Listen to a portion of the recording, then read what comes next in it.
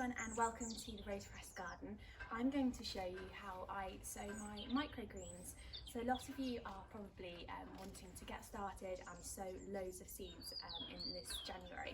And what's brilliant about microgreens is that you can sow them all year round. So they're a great thing to sow whilst it's cold and freezing like it is here today in my garden. You can sow them indoors, but I like to sow them outdoors and then keep them inside on a windowsill. And they take about 10 to 12 days to germinate and grow. And what microgreens are is really they're the same seeds as the full grown stuff, but because you cut them when they're very, very small, they have a lot of nutrients, they're very dense, and because of that you can sow them very densely.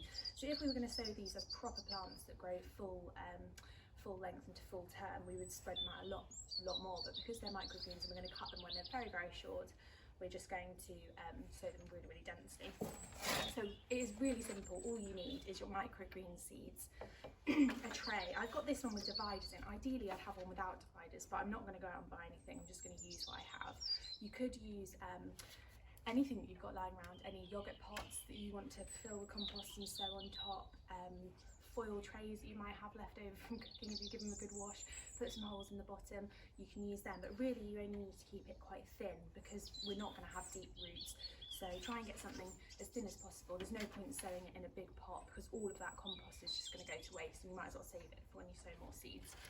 So I'm just going to fill up my tray with compost. It can be just a normal compost that you find from the garden centre, peat free if you can, but if not, just get what you can get hold of at the moment.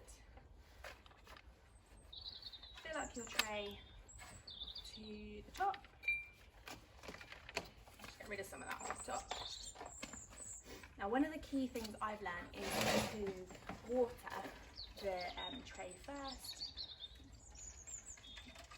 So I'm just going to give that a good water and let it soak in.